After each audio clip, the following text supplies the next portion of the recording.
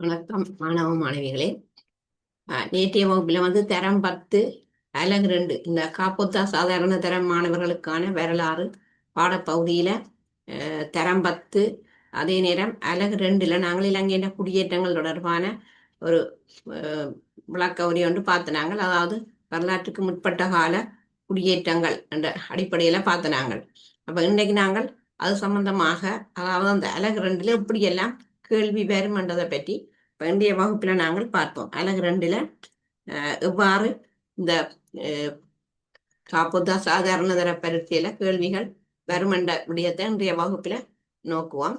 அதற்கு முதல் நீங்க இந்த சேனலுக்கு புதிதென்று சொன்னால் லைக் பண்ணி ஷேர் பண்ணி மறக்காம சப்ஸ்கிரைப் பண்ணுங்கள். வாங்க இன்றைய வீடியோக்குள்ள போவோம். முதலாவது இதுல பகுதி 2ல் தரப்பட்ட ஒரு கேள்வி. அலகு 2 தான் இது, தரம் 10.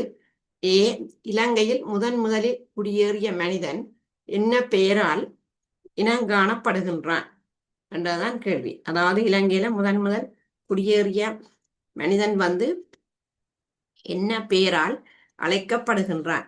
அப்ப அதுக்கு நாங்கள் அதற்குரிய விடை நாங்கள் பார்த்தோம்னு சொன்னால், அந்த ஏக்குரிய விடை நான் கீழே போட்டிருக்கிறேன். விடை கோமோ சேப்பியன்ஸ். ஒரு சொல்லில நீங்கள் அதற்குரிய விடையை போட முடியும். அதாவது கோமோ சேப்பியன்ஸ் தான் அந்த விடை. முதல் குடியேறிய மனிதன் எப்பெயரால் அழைக்கப்படுகிறான், அல்லது ஆதி கோமோ சேப்பியன்ஸ். அதுல பி தந்திருக்கணும். அவர்கள் இலங்கையில் பரம்பி வாழ்ந்த சுற்றாடல் வலயங்கள் 2 குறிப்பிடுக. அப்ப நான் நேற்றைய வகுப்புல அந்த 8 சுற்றாடல் வலயங்கள் போட்டிருந்தேன். ஆனா உங்களுக்கு பரீட்சைக்கு இதுல 2 சுற்றாடல் வலயங்கள்லாம் கேட்டிருக்கணும்.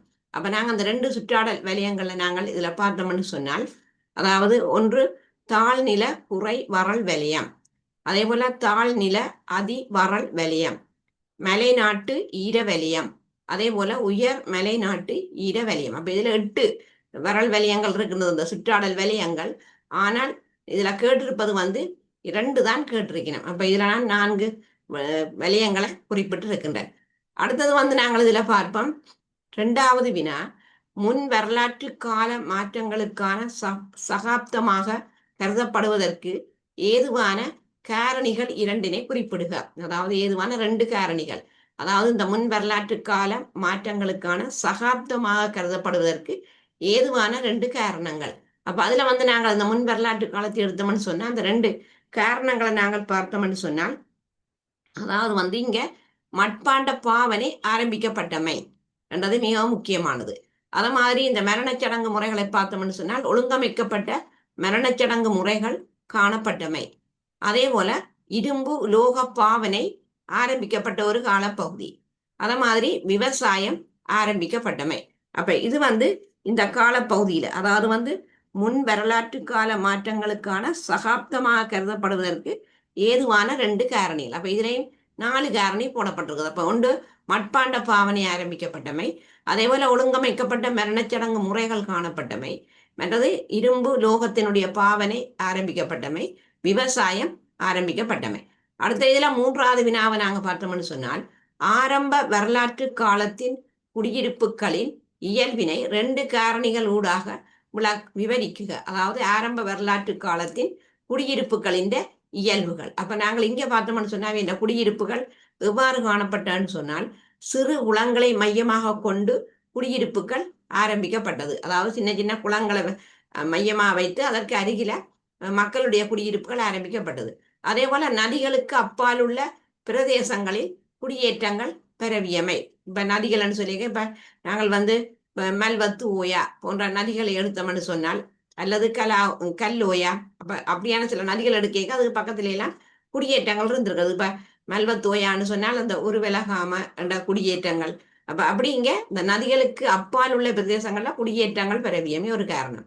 அது மாதிரி தொழில்களை அடிப்படையாக கொண்டு இங்க குடியேற்றங்கள் உருவாகி இருக்கின்றது. அப்ப அதுல அந்த ஒவ்வொரு கிராமங்களுக்கும் பெயர்கள் இருக்கின்றது. அதாவது மீனவர் கிராமம், குயவர் கிராமம் என்று சொல்லி, அது மாதிரி அதுல அந்த மணிகாரகாம, கேவட்டஹிகாம என்றெல்லாம் இருக்கின்றது. அப்ப இங்க நாங்கள் அந்த கேள்வி என்னன்னு சொன்னால், எங்களுக்கு கேட்கப்பட்ட கேள்வி, ஆரம்ப வரலாற்று காலத்தில் குடியிருப்புகளின் இயல்பை 2 காரணி ஊடாக விவரிக்கு. அப்ப நாங்க அந்த குடியிருப்புகளின் பெயர்கள், அதாவது தொழில்களை அடிப்படையாக கொண்டுதான் இந்த குடியேற்றங்கள் உருவாகி இருக்கு. மற்ற சிறு குளங்களை மையமாக வைத்துக்கொண்டு இந்த குடியேற்றங்கள் ஆரம்பமாகி இருக்கின்றது. அப்ப அவ்வாறெல்லாம் ஆரம்பிக்கப்பட்டிருக்கின்றது. அடுத்த வினாவை பார்த்தோம்னு சொன்னால், வரலாற்று யுகத்தில் நடைமுறையில் இருந்த பொருளாதார அமைப்பில் விவசாயம் ஒழுங்கமைக்கப்பட்டிருந்த விதத்தை உதாரணங்களுடன் விளக்குக. அதாவது இந்த வரலாற்று யுகத்தில் நடைமுறையில் இருந்த பொருளாதார அமைப்பில விவசாயம் எவ்வாறு ஒழுங்கமைக்கப்பட்டிருந்தது.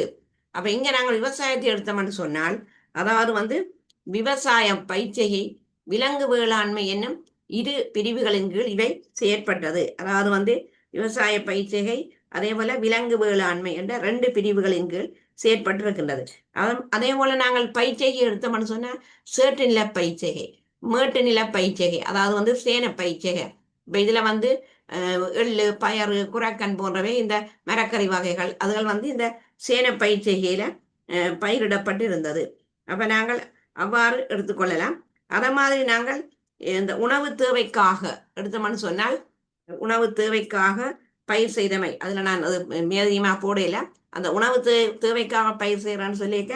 அதுல சிறுபோகம், பெரும்போகம், இடைப்போகம் என்று சொல்லி, அதாவது ஜால, மகா பருவம் என்றெல்லாம் இருக்கின்றது. அது மாதிரி விலங்கு வேளாண்மைக்கு பசுக்கள், ஆடுகள், கோழிகள் எல்லாம் வளர்க்கப்பட்டது. அப்ப அது அந்த கோபால காமம் என்று அமைக்கப்பட்டிருந்தது. அப்ப இங்க நாங்கள் பார்த்தோம்னு சொன்னால், அந்த இவ்வாறு அந்த இது ஒழுங்கமைக்கப்பட்ட என்று பார்க்கிற போது ஒன்று விவசாய பயிற்சிகை, விலங்கு வேளாண்மை என்ற 2 பிரிவு கீழே செயற்பட்டிருக்கின்றது. அதே போல அந்த பயிற்சிகைகளை நாங்கள் எடுத்தோம்னு சொன்னா அது சேற்று நில பயிற்சிகை, மேட்டு நில பயிற்சிகை என்று சொல்லி செய்ய வண்ணப்பட்டிருக்கிறது. அந்த மேட்டு நில பயிற்சிகை என்ற ஒரு பெயர் தான் இந்த சேன பயிற்சிகை. அதுல காய்கறிகள், தானிய வகைகள் பயிரிடப்பட்டிருக்கின்றது, எல்லாம் உணவு தேவைக்காக. அதே போல நாங்கள் எடுத்தோம்னு சொன்னா உணவு தேவைக்காக பயிர் செய்தவைதான் இந்த சிறுபோகம், பெரும்போகம், இடைப்போகம் என்பன. இடைப்போகத்துல அந்த நெல் செய்ய வண்ணப்பட்டவை.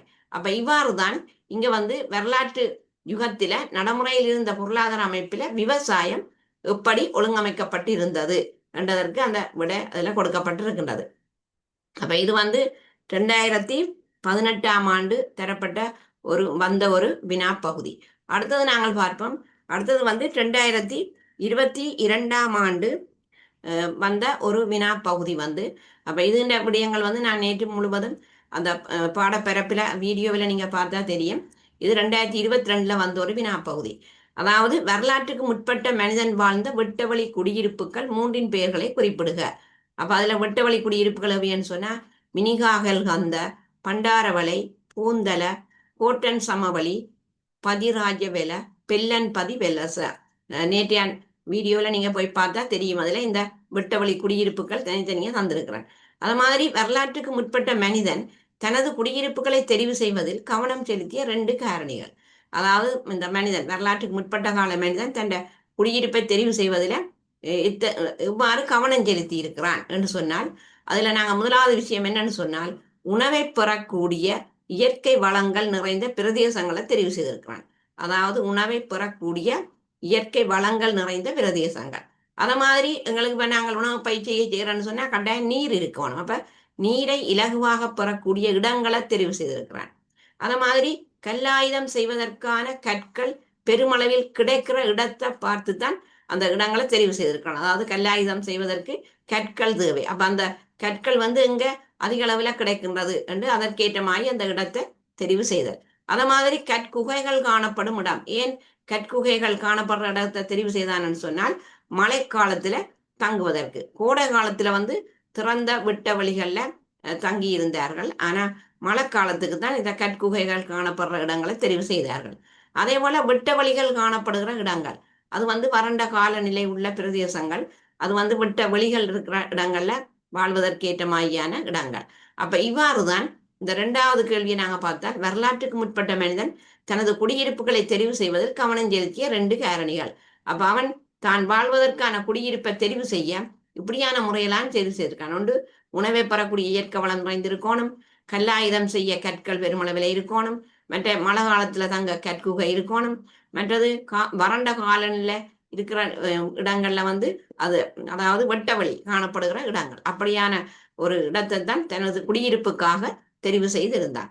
அடுத்த 3வது வினா, முன் வரலாற்று கால பகுதியில் மனிதன் பயன்படுத்திய தொழில்நுட்பங்களை 2 விடயங்களை கொண்டு விவரிக்குக. அதாவது மனிதன் பயன்படுத்திய தொழில்நுட்பங்கள். நான் நேற்றைய வகுப்புல அதை செய்திருந்தேன். நான் என்னென்ன வகையான தொழில்நுட்பம் என்று நீங்க அந்த தொழில்நுட்பம் என்ற பகுதியில போய் பார்க்கலாம். நேற்றைய வீடியோவில் இரும்பு லோக தொழில்நுட்பம், லோக தொழில்நுட்பம், விவசாய உபகரணங்கள் உற்பத்தி, அதே போல மட்பாண்ட உற்பத்தி தொழில்நுட்பம், வீடமைக்கும் தொழில்நுட்பம், அதே போல மயானம் அமைக்கும் தொழில்நுட்பம், ஆபரணங்கள் அலங்காரங்கள் தொடர்பான தொழில்நுட்பம். அப்ப முன் வரலாற்று கால மனிதன் வந்து இப்படியான தொழில்நுட்பங்களை தான் தெரிவு செய்திருக்கான். இரும்பு லோக தொழில்நுட்பம், அதே போல லோக தொழில்நுட்பம், மற்ற மட்பாண்ட உற்பத்தி தொழில்நுட்பம், அதே போல மயானங்களை அமைப்பதற்கான தொழில்நுட்பம், மற்ற ஆபரணம் அலங்காரங்கள் தொடர்பான தொழில்நுட்பம். இவ்வாறு தான் அந்த தொழில்நுட்ப தெரிவு வந்து காணப்படுத்திருக்கு. அதாவது அந்த மனிதன் பயன்படுத்திய தொழில்நுட்பங்கள்.